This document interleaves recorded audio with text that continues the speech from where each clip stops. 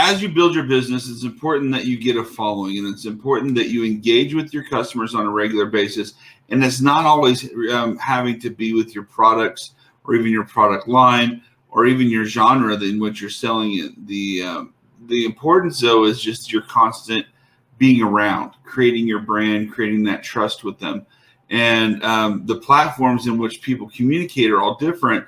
So you've got to reach out of your comfort zone and really start focusing on what different platforms your customers may be using and not with what you're comfortable with. So yesterday we talked about the importance of having an email list and staying in constant contact with them via different stories or a letter or different pictures that could be going on, just something to engage them on maybe a weekly or bi-weekly basis. Now, social media is an animal all of itself because that is something that needs to be done more often than an email. An email is something they can unsubscribe from. While that's their option, obviously you don't want to be so annoying that that's what they do. So what we've done, we're going to go through two different options. I'm going to go through one that we're doing now, and we work both of these options. One is a little bit less intensive in time, but they both have their places, and I would actually recommend that you do both of them, and the reason will be clear when we're done. So when we started launching our second and third products, we created a Facebook group that is around just general home decor. We didn't want to be too specific, and just like anything else, when you're launching something, you got a lot of friends, you get a lot of family that want to be there. So you've got to do something to engage them, to make them want to add people and make them want to add people and so on. So you find yourself really needing to post about 4 times a day so that there's a constant feed going. There's interaction. You want them to not just like it, but to comment or to share. And ultimately, you would like everybody to start contributing themselves so it takes a little bit more off your plate. But this also gives you a platform in which you can test the market. You can say, well, this is what we've got going now. What do you think of this color? Would you buy it? Is this size the right size? Would you prefer something bigger? What value do you feel that you're getting for this?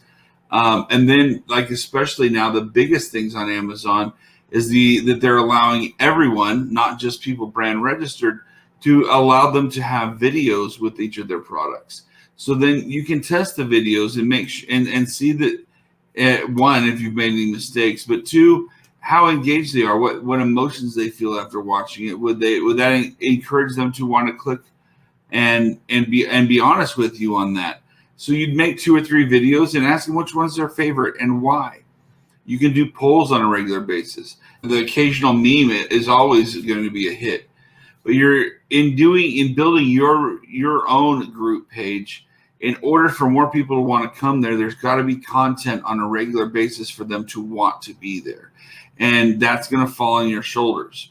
Now, you're probably saying, I don't have a lot of time. I'm doing my first business by myself or with a spouse or a business partner, but we still have full-time jobs. We'd love to have the time to do this. We just don't have that time. That's where part 2 is coming in right now. And that's when you just start randomly joining other people's groups. Now, when you're joining other people's groups, you don't have to do nearly as many posts. You don't have to do hardly any monitoring. You just interact. Like if someone else puts things, then they start to get used to seeing your name out there, helping other people, complimenting other people, giving advice to other people. No, I wouldn't use this color scheme here. Maybe you try this one, or this product worked best for me. Here's a link to it. Things of that nature is going to give you a positive name within that group. And then as you do that, then you start making, hey, this is what kind of like what's going on. What do you think? And you put yourself in a consumer shoes. So you're not saying, I own Scarlet Arrow and this is my newest rug that's coming out. I would say something more like, this is my entryway. Which of these rugs do you think would go best? And I'd give them 3 of my own rugs. And that way I'm planning not only which one do they like better or which one they feel goes better in my situation, but I'm letting them look at 3 of my different things. That way, if there's ever a question, where did you get those? I can direct them straight to my website and they can buy them directly from me instantly. So these are all little things that you've got to start doing that's going to gain followers, that's going to give more value to your business. And the reason is there's more value in mass and in numbers. And if you come to the point where you're ready to sell, or you come to the point where you're doing a sell, or you're having a promotion, you don't have to just throw it out there and hope that someone's going to start clicking, or you have to pay for advertisements. If you've already got 5, 10, 15,000 people that you're regularly engaged with, when you throw that out there, you've already got their trust. They already kind of know what you're doing anyway. And you're not asking them to buy anything. You're asking them to share with their friends. And when you have that engagement, that warm engagement, instead of something that's cold, you've never met them before, it goes a lot further. I combine the two. I think it's important to not only be a part of your own group in which you have to monitor and post a lot, but you're kind of setting the tone for that group. And for you to be able to think outside the box, it's really important for you to be engaged in other people's groups, because they're going to be setting the tone, or their followers are going to be setting the tone. And you're going to be able to see from a different perspective. You're going to be able to see what other people are wanting and needing, and not necessarily what under your guidance they're wanting and needing. Now, ultimately, the goal is for your group to kind of run itself, and you don't have to post things. You just make sure it's appropriate, and then you're going to get the best of both worlds. But why not do that on 2 or 3 different levels? And then in closing, a little hack: if you start your own group, what I would suggest doing is you make it a private group in which they have to ask permission to join your group. And you're always going to accept somebody. You're never going to decline them, because you don't want to be too elite or too snobbish that they don't want to listen.